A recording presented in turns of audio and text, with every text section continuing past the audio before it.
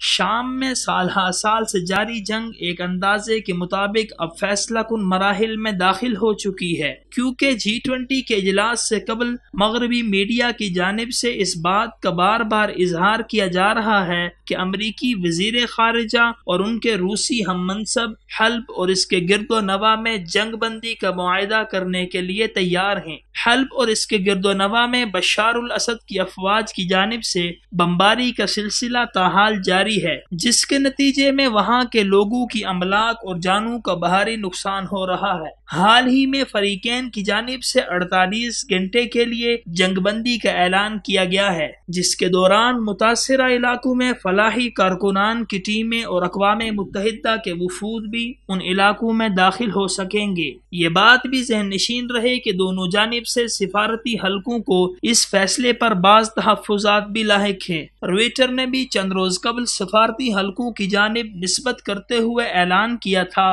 کہ وہ جلد سے جلد مذاکرات کروا دیں گے۔ یہاں یہ بات بھی قابل غور ہے کہ کچھ عرصہ قبل روس اور امریکہ کے وزرائے خارجہ جنیوا میں بھی مل چکے ہیں۔ ملاقاتوں کا یہ سلسلہ آگے بڑھا اور 4 ستمبر 2016 کو یہ دونوں وزراء چین کے شہر ہوانگیو میں G20 کے اجلاس سے قبل بھی ملے۔ میڈیا رپورٹس کے مطابق دونوں وزیروں میں ہونے والی یہ تازہ ملاقات 12 گھنٹے تک جاری رہی، جس کے بعد دونوں وزرائے خارجہ نے میڈیا کو محدود سی معلومات دی۔ روسی وزیر خارجہ نے اس حوالے سے گفتگو کرتے ہوئے کہا ہے کہ شامی قضیے کے مستقل حل کے لیے روس اور امریکہ اب کسی نتیجے پر پہنچنا چاہتے ہیں۔ یہی وجہ ہے کہ موجودہ سال کی ابتدا سے اب تک روس اور امریکہ کی مختلف مواقع پر 40 سے زیادہ ملاقاتیں ہو چکی ہیں۔ مزید یہ کہ انہوں نے شامی قضیے کی پیچیدگی کے حوالے سے بات کرتے ہوئے اس بات کو تسلیم کیا کہ شام کا مسئلہ ایک ایسا مسئلہ ہے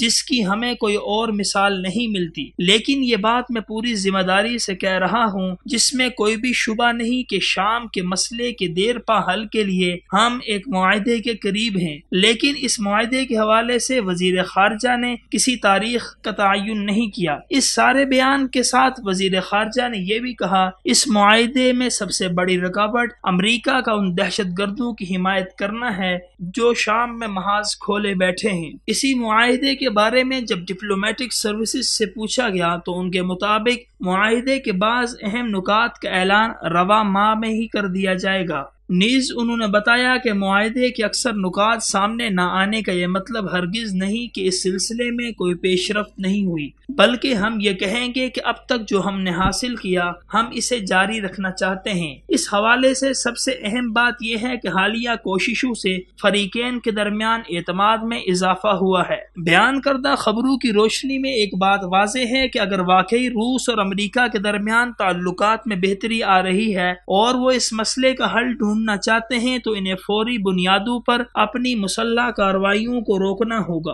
اور اس بات کا بھی ادراک کرنا ہوگا کہ لاکھوں معصوموں اور بے گناہوں کے قاتل بشار الاسد کے ہاتھ سے طاقت لیے بغیر کبھی ان کے پرامن شام کا خواب شرمندہ تعبیر نہیں ہو سکتا۔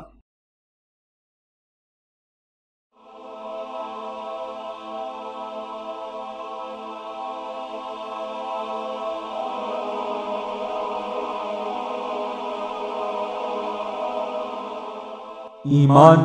کی کرن، ہدایت کی شمع، رسالہ